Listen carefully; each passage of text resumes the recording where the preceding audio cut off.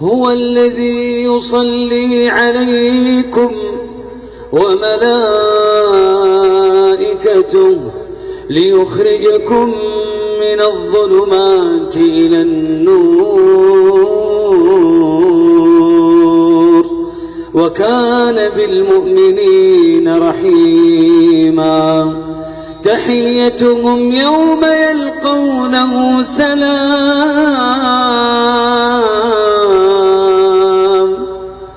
تحيتهم يوم يلقونه سلام وأعد لهم أجرا كريما.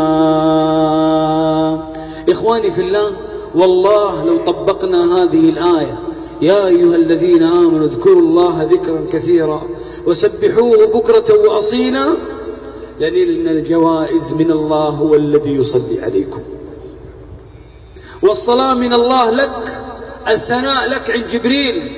تخيل الله يثني عليك يا غالي، تخيل الله عز وجل يمدحك عند ملائكة لا يعصون الله ما أمرهم ويفعلون ما يؤمرون. نعمة عظيمة.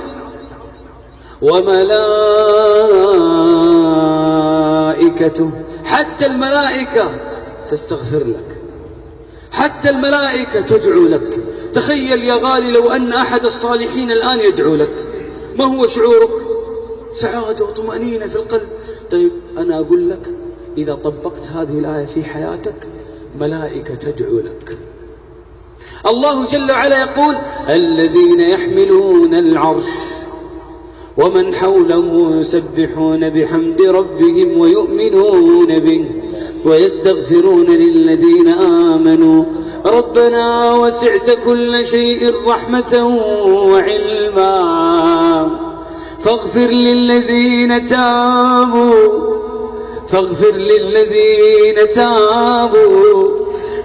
للذين تابوا واتبعوا سبيلك وقهم عذاب الجحيم.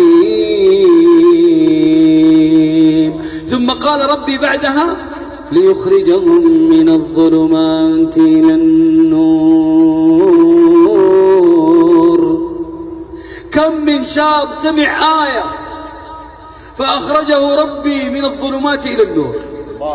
الفضيل بن عياض يا أخواني كان يريد السرقة، كان يريد أن يسرق، فسمع، شوف كيف بركة القرآن، فسمع رجل يقرأ كلام الله ألم يأن للذين آمنوا أن تخشع قلوبهم لذكر الله وما نزل من الحق. ماذا قال الفضيل بن عياض؟ قال وهو يسرق بلى قد آن، بلى قد آن، بلى قد آن. صدق ربي عندما قال ليخرجكم من الظلمات إلى النور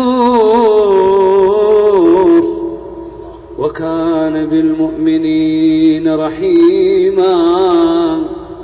انظر إلى بركة القرآن وإلى بركة تطبيق هذه الآية في حياتك، وين توصلك، وين توصلك. الله عز وجل قال بعدها تحيتهم يوم يلقونه سلام. شوف فين وصلتك، وصلتك إلى أعظم نعيم في الآخرة، لقاء الله. تحيتهم يوم يلقونه سلام. الله يسلم عليك. تحيتهم يوم يلقونه سلام وأعد لهم أجرا كريما. صدق الله عندما قال والله يدعو إلى دار السلام ويهدي من يشاء إلى صراط مستقيم.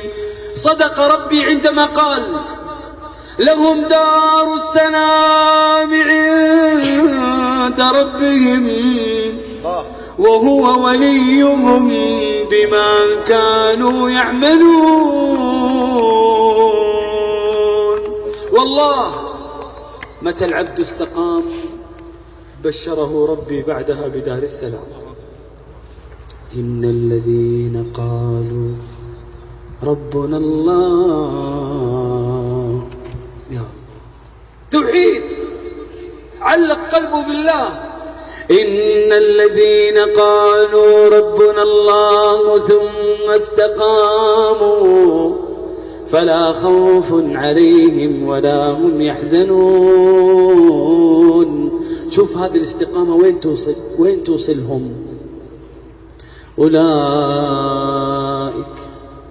أولئك أصحاب الجنة خالدين فيها جزاء بما كانوا يعملون.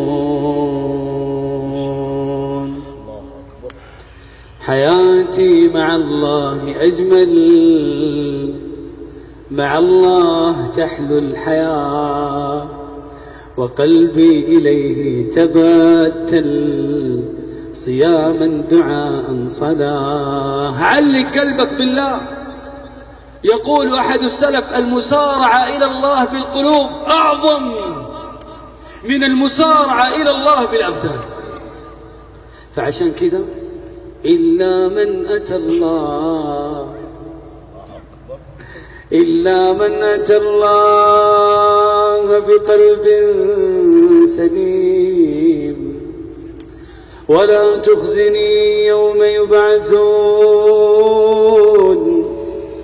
يوم لا ينفع مال ولا بنون إلا من أتى الله بقلب سليم. انظر وتمعن وتأمل ماذا يقول الله عز وجل مادحا إبراهيم: وإن من شيعته لإبراهيم إذ جاء ربه بقلب ماذا؟ وإن من شيعته لإبراهيم إذ جاء ربه بقلب سليم.